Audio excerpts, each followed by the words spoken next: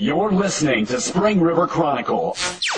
Audio on the go. First National Banking Company. Get checking that pays with Super Plus Checking at FNBC. Exclusive.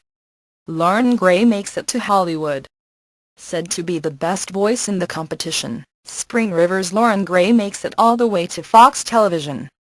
By Lauren Siebert Hardy's own local talent, Lauren Gray made her debut appearance February 2 on the TV stage of American Idol at the St. Louis audition's final round, adding the 3 American Idol celebrity judges to the list of loyal fans Lauren already has in the Spring River area. Her path wasn't easy. Originally slated to appear at the auditions in 2005, Hurricane Katrina interfered and delayed her tryouts 6 more years.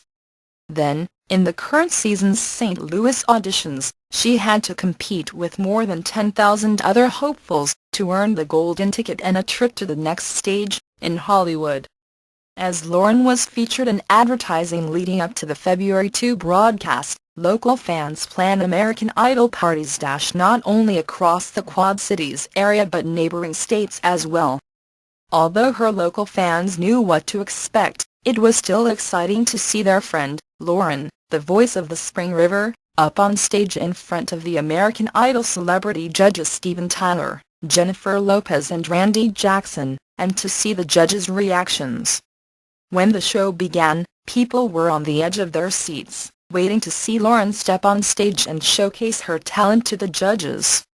After introducing herself and answering a few questions, a brief moment of silence occurred as she readied herself, and then she began to sing. As the judges watched her sing Adele's One and Only, the reactions were immediate and emotional. After a minute or two, celebrity judge Randy Jackson said he'd heard enough, adding, simply, "Wow.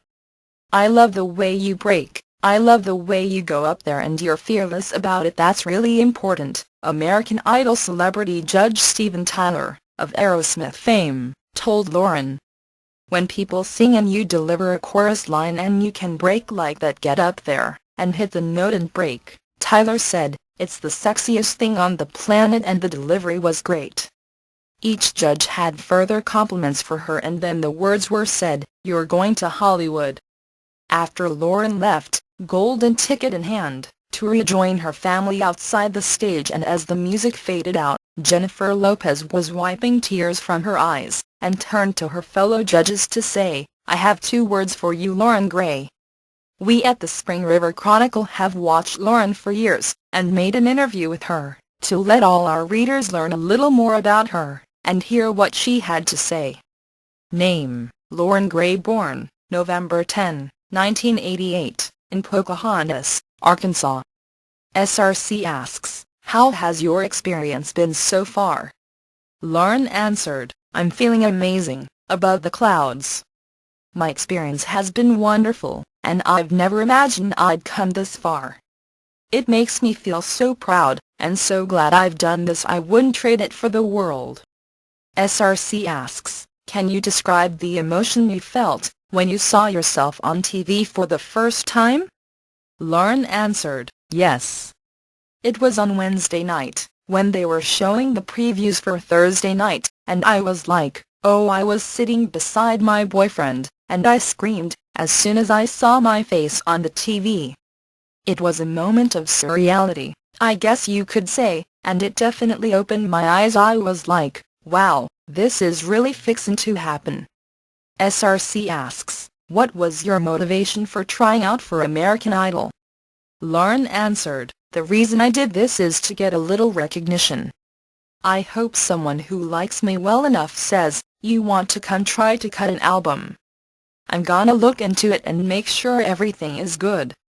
Being from a small town, you don't get a lot of opportunities. This is really the best opportunity." SRC asks, "What's your earliest memory that you have of wanting to be on stage?" Lauren answered, "That's a hard one. I was really young when I knew I wanted to do this. Mom and Dad said I was singing before I could talk. I was probably 12 or 13 and we were releasing my dad's debut album. I had done a little background singing when we were cutting the DE, but along with me we had 2 black women that I grew very close to, He had introduced me on stage that night as his beautiful talented daughter Lauren Gray, and that just stuck with me. I knew then that was a big show and a big night. That's when I knew I wanted the stage, the lights, and the people. It was just amazing. SRC asks, now that you've made it on stage, what would you tell the girl who had the dream you had? Lauren answered, I would tell her, even if you're not competitive, not looking to be the next pop star or the next biggest thing in the world, do it for yourself. Do it for the love and the passion. Just go and try it. You never know what would come from it. Give it a chance, you never know. SRC asks, how did you actually feel in the room, in front of the judges? Lauren answered, it's not like a sense of fear or anything. Honestly, it's a calm atmosphere, it's calm and relaxed. They want you to feel comfortable. SRC asks, was there never a time in front of the celebrity judges that you thought you might not make it? Lauren answered, that's always in your head. You never know what they're going to say or how they feel. Things you're feeling, they may not feel it at all. You can pour out all the emotion in your voice and they may not get it, they may not feel it. What I have had to grow on is confidence. Now I've grown on it, but there were times I wondered if I was good enough to be the next American Idol. SRC asks, when you heard the words "you're going to Hollywood," how did you feel? Lauren answered, my heart just jumped out of my chest. My face got really serious for a second, and I was thinking this is the moment of truth. The judges acted like they really loved it and now, I just need 3 yeses. When I got those 3 yeses, it was the most amazing feeling in my life. If I hadn't been standing in front of them, I probably would have screamed at the top of my lungs, danced, and jumped all over the place. But I kept my composure in front of them. It was pretty amazing, it was the best feeling in the world for me, it really was. SRC asks, if you had to walk away tomorrow, and you could look back and just hold on to one memory, what would it be? Lauren answered, I'd have to think about that. There are things that I can't really discuss, that have been amazing to me, that have gone on past this point in this contest. One thing that can be said is that the 3 judges really fell in love with me. You don't get that a lot. All 3 had wonderful things to say, and that, to me, is worth $1 million. SRC asks, when are you coming home? Lauren answered, we get little intervals and breaks. Right now I don't know. They only give you 5 to 7 days notice on where you're going, and so it's hard to tell. SRC asks, is there anything you want to say to the folks back home? Lauren answered, thanks for supporting me all these years, and coming to watch me. I've had some amazing followers, people that have been there almost every show, and people that really care. I want to thank them, and tell them I love them and keep watching for me. You're listening to Spring River Chronicle. Audio on the go. First National Banking Company. Get checking that pays with Super Plus Checking at FNBC. Coping with tragedy. As the local community is hit with another tragedy, health professionals offer advice and help for coping with the aftermath. By Lauren Siebert. Once again, the Quad Cities area has been affected by a tragic loss, when 18-year-old Cave City High School student Corey Young took his own life in the early morning of February 2. A shocking number of tragedies have affected the area community in the past year, not only in Cave City, but in the Quad Cities and the Spring River area as well. It's like we don't have time to recover from one before another happens, and we don't know how to deal with this right now, said one student from Cave City. It is quickly becoming apparent just how overwhelming the scale is, and how much the students truly are affected. According to Jamie Garcia, Director of Children's Clinical Services for the Health Resources of Arkansas, the stressors teens face on a day-to-day basis have changed from the stressors their parents faced when they were in school. There are, unfortunately, a lot of stressors children deal with in the social settings these days, and the most beneficial thing they can do is talk to an adult, Garcia said, someone they can trust and confide in. Garcia explained how it can sometimes be difficult to bridge the gap into understanding. However, communication is vital. They need to be as open-minded as they can about what someone thinks and how they feel. Reaching out and asking for the help is the first step, Garcia noted, explaining how crucial it is to build rapport. If they don't find a person who is responsive, they need to talk to someone else. Garcia advised, be as open as possible. It goes back to talking to someone they feel comfortable with and who is actively listening. It is important to have someone who isn't gonna downplay it or make excuses.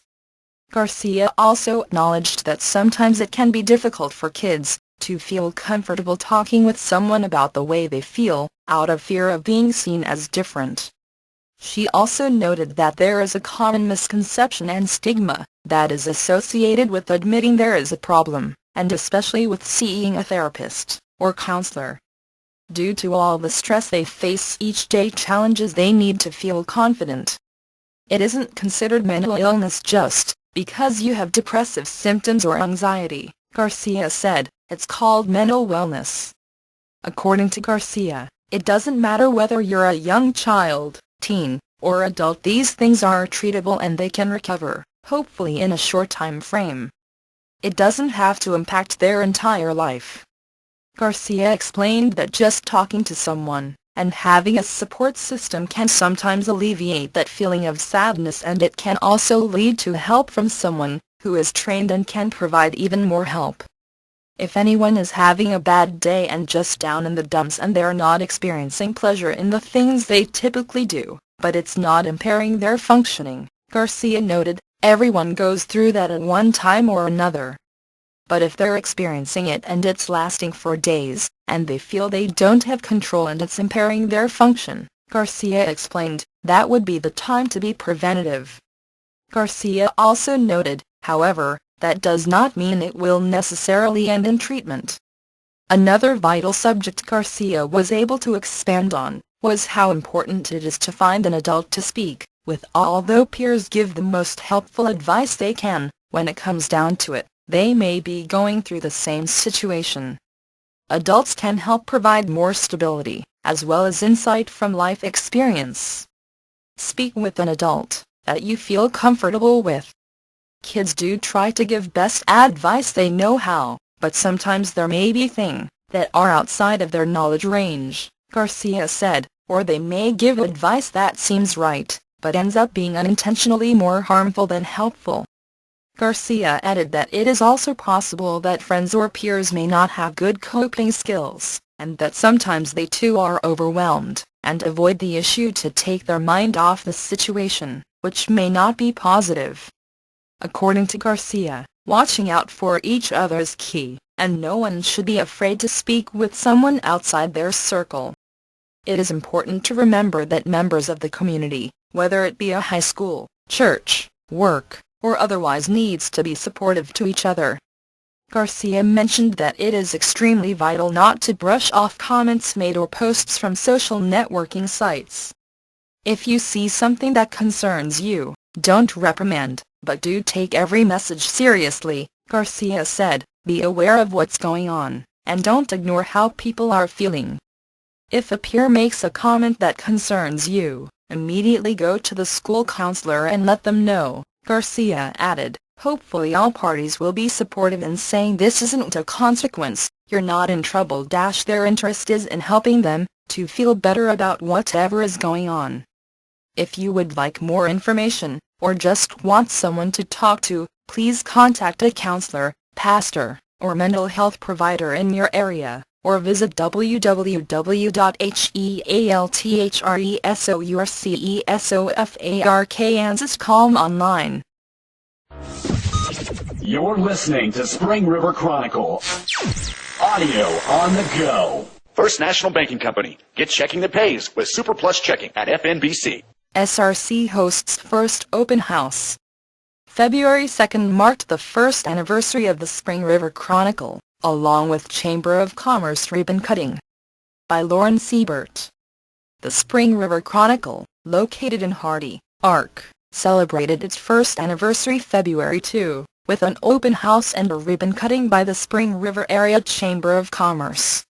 The event was attended by more than 100 people from the Quad Cities area. As Hardy Mayor Nina Thornton remarked, it was very well attended, not only by our city, but by mayors from other cities. Mayor Nina Thornton said, "I was very pleased at the great turnout, and I enjoyed myself immensely." The open house began at 11 a.m. with a tour of the facility. Community members were greeted as they entered and then shown where the magic happens. One of the main attractions for the event was the Chronicles Museum, a collection of each and every publication the Chronicle has printed since its first issue, all displayed in the office of publisher Jody Shackelford. The museum is a reminder for the team here at SRC of all the hard work and dedication it takes to make the publication each week, and make it something to be proud of. "I really liked the museum. With the past publications on the wall, I thought it was a really good idea," Mayor Thornton said. The Spring River Area Chamber of Commerce also attended to perform a ribbon-cutting ceremony, and join in the fun of the celebration. "It was a great event, it was a nice day and we were able to hang out outside, talk and visit," Mayor Thornton said. "It was just a good community relationship." Along with celebrating their one-year anniversary, the Spring River Chronicle was once again proud to present the newest issue of the Spring River Survival Guide, coinciding with the paper's celebration of its first year. Community support has been vital in the success of the Spring River Chronicle, but it also takes a dedicated team to make the magic happen each week. A graduate of Williford High School, Jody Shackelford is the publisher of the Spring River Chronicle, Spring River Survival Guide magazine and founder of Newspaper Next, LLC. As the youngest newspaper publisher in the nation, Shackelford focuses his attention on research and product development through Newspaper Next, and currently holds 3 of the United States patents for innovations in the print industry. He loves the Spring River, reading books and traveling. "I love the Spring River Chronicle, because it brings that spice our community deserves. It's a great place to test new ideas and it is truly a fun place to work." Managing editor John Rourke said, "From the instant I first read the Spring River Chronicle last February, I knew I wanted to get involved. From the writing in the Ask Shack columns to the vibrant coverage of local news, I was intrigued by the thought of how a local newspaper could be both modern and traditional," Rourke said. "Jody showed me the future of newspapers, where readers could be connected to the internet and today's social networks such as Facebook, while simultaneously supplying the essential ingredient the internet is missing, a valuable resource focused on the local community network in this case, the Spring River area," Rourke noted. "And what an area and community it is. Growing up on a farm in Iowa, I've always felt close to the land, but it wasn't until I came to this area that I could find such a concentration of natural resources in one area, not the least being the importance of community. The past year has exceeded every expectation, and I'm looking forward to whatever comes next." Hazel Fessenden, sales director. "I arrived from the Phoenix area in 2009, and worked as a sales account manager for a manufacturing firm in Paragould. After commuting from the Spring River area to Paragould for nearly 16 months, Hazel said, I knew that to be an active part of making a difference in the community, I would need to find work closer to home. She was a substitute teacher at Highland High School for about a month, when she was asked to join the SRC team in October 2011. Hazel says she enjoys the challenge of her work, being a part of growing and expanding the Spring River Chronicle. I work hard for an organization I believe in, and I enjoy being a part of something that is innovative and groundbreaking. It was my honor to work with our advertisers, that helped make our one-year celebration a success, and I look forward to many more exciting things to come.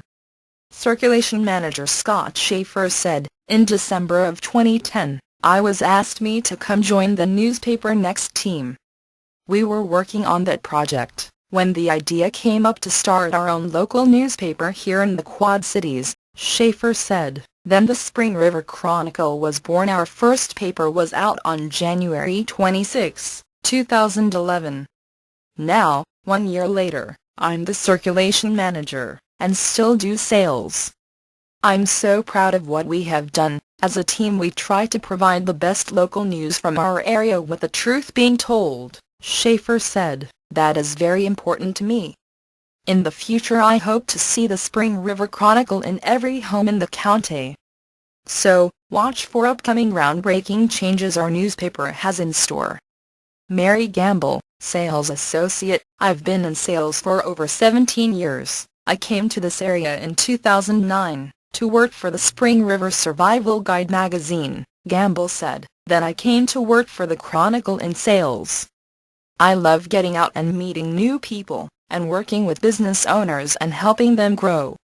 Chris Grief, graphics designer. I'm the graphics designer with the Spring River Chronicle.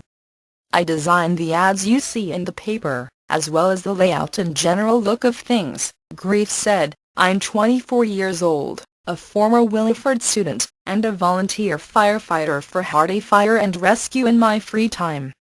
I also am a photographer and a confessed music addict. I enjoy the creative control that building the paper allows. I feel like being a graphics man for one of the most forward-thinking industries on the planet is a worthwhile endeavor. E.B. Barnes, sports specialist. In January of 2011, Jody Shackelford came to me with a job opportunity with the new local newspaper, as the sports journalists for the Spring River Chronicle, Barnes said. I was a freshman at Highland High School, and thought this job offer was out of this world. I never thought that I would ever write for a newspaper, to be honest. At that time, basketball season was at its highest point of interest from the community. It felt strange, going out to eat, and running into a notable person in the community that recognized me for my achievements. Now, looking back over the past full year as the sports writer for the Quad City area, I can truly say I have grown from the experience this occupation has given me. Thank you, SRC, for shaping me into the person I am today. Lauren Siebert, reporter and staff writer, said, I moved to Arkansas in 1993, and to the Quad Cities in 2011. I began working for the Chronicle in August, and honestly I believe it has been the best experience of my life. It has helped me grow in my confidence and ability.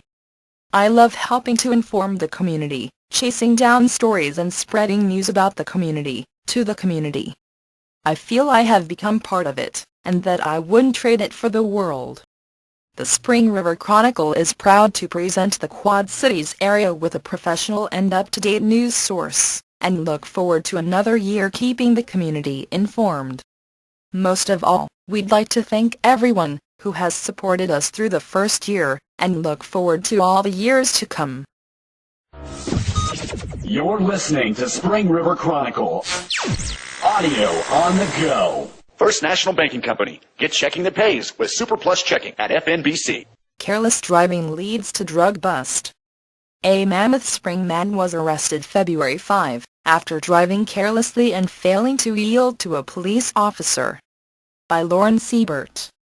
The Highland Police Department received a call from a concerned citizen February 5, concerning a reckless driver traveling eastbound on the United States Highway 61, 412. Highland Officer Crawford and Sharp County Deputy Ken Guidry attempted to stop the vehicle for careless driving. According to reports, the driver, later identified as James Snyder, 44, of Mammoth Springs, failed to yield to the police. Reportedly, Snyder was carelessly weaving from line to line, going off to the right side of the road, driving in the ditch line. Officers were finally able to seize Snyder after his vehicle came to a stop after driving into a ditch near John's Auto Body. According to reports, officers ordered the driver out of the vehicle, at which point he requested an ambulance. Reportedly, the driver stated that he was looking for a pain clinic somewhere in Hardy. Paramedics from the Spring River Ambulance Service arrived shortly thereafter. A vehicle search revealed prescription medication for someone other than Snyder, along with 4 syringes. Snyder was taken into custody and transported to the Sharp County Sheriff's Department. Snyder was charged with driving while intoxicated on drugs, careless driving, driving on suspended driver's license, no proof of insurance, possession of a controlled substance, and possession of instruments of crime. Snyder's vehicle was towed by Bell Johns and the passenger, identified as David Bell, was released. Thanks for listening to Spring River Chronicle Audio on the Go. Be sure to subscribe to the paper and check us out online at myspringriver.com.